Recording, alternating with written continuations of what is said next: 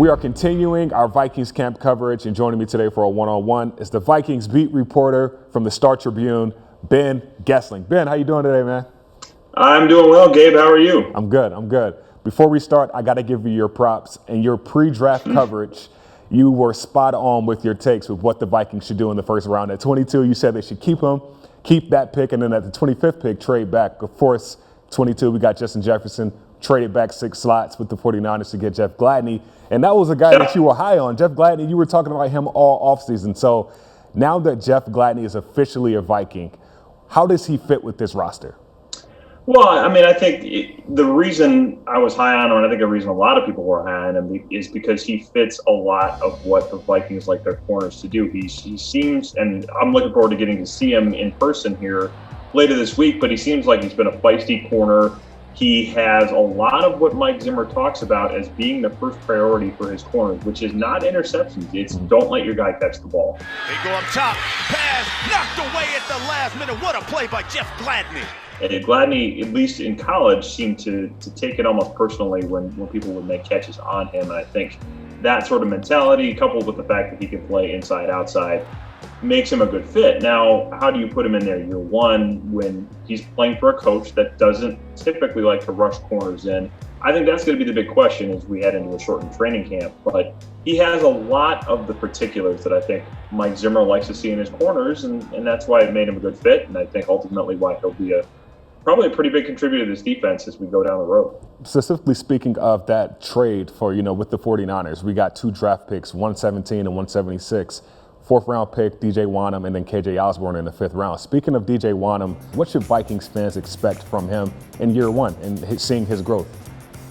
Well, it'll be interesting to see where he fits in because there's a lot of change in that group with Everson Griffin not on the roster, Afadi Odenigbo potentially coming into a more of a starting spot. I think there's certainly a role there with Stephen Weatherly gone and with some changes in that group for him to come in and contribute quickly. And Andre Patterson has been very good at taking guys that the athletic skill sets are there, and maybe the production wasn't quite what you wanted to see in college, but when Andre Patterson gets these guys in his hands and gets to work with them every day, he tends to be pretty good at coaxing production out of them fairly quickly. So if that kind of a role materializes for him, it could be a big one for him in year one, and it certainly could be a help for this defense as they try to make some changes.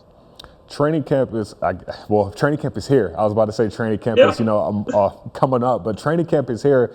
And just speaking of training camp, position battles, are there any key position battles that you have your eye on heading into camp? Well, sticking on the defensive line, I think the middle of that group, it changes an awful lot now with Michael Pierce opting out of the season, and certainly makes sense why he did it. I think for his own health and for his own personal reasons, it made a lot of sense. But it does mean that group, in a position that's been awfully important for that defense, has some things to answer for. And Andre Patterson talked about it last week, just in terms of what that nose tackle position means to that defense. And now you have to find somebody else, whether it's a guy like Armon Watts or Jaleel Johnson. Andre Patterson, I think, likes both of those guys. Those would be the ones that you'd figure would step in pretty quickly. But whether it was Linval Joseph on basically day one of free agency under Mike Zimmer or Michael Pierce this year, the Vikings have made it very clear this is an important position and it's one we need to invest in. So now that you have to make some changes there, it's a big spot for those guys to come in. I'm very curious to see how that plays out. Moving to the offensive side of the ball, we all heard Kirk say a few days ago that he's putting more in himself to be more of a playmaker in the pass game, but both in the run game also. And this Gary Kubiak-led offense that we saw Kirk Cousins have, hit some of his best numbers as far as efficiency this past year. What does being a playmaker in this Gary Kubiak offense look like for Kirk Cousins? Well, I think you saw some of it last year, the deep shots off play action and how that recreates itself with Stephon Diggs gone. Cousins for the end zone. Is it caught? Yes, and what a catch by Adam Thielen, and what a throw by Kirk Cousins. Adam Thielen has been a very good deep target over the years in this offense, probably more so statistically than Stephon Diggs was until last season when Diggs really emerged as the downfield guy. So how does Thielen fit in it? How does Justin Jefferson fit? Can Kirk find the rapport with those guys and those deep shots off play action the way he did last year?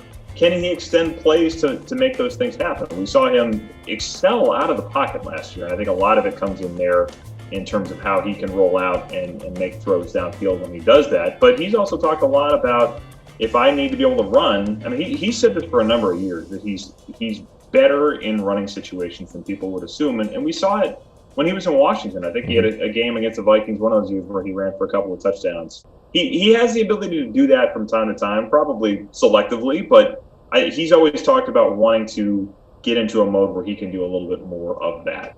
You talked about Dalvin Cook a little bit. We all know what he can do in the run game when healthy. Yeah. But a lot of people aren't talking about what he did in the pass game last year, being sixth overall as a running back in receiving yards with 519, and then second on the team in receiving yards. Do you think like the Vikings will expect more or less from him in that receiving game this year?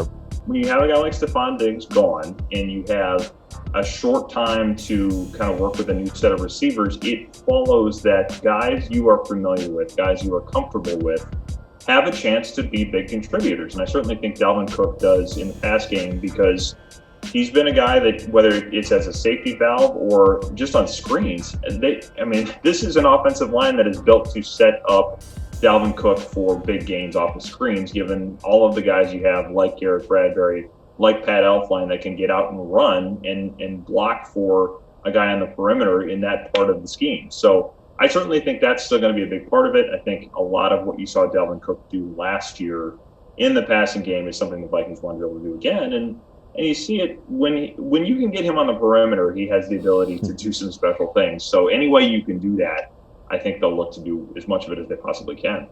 Lastly, do you think the Vikings have enough with this current roster, even with this cap space and everything we've talked about? Do you think they have enough to win the NFC North this year?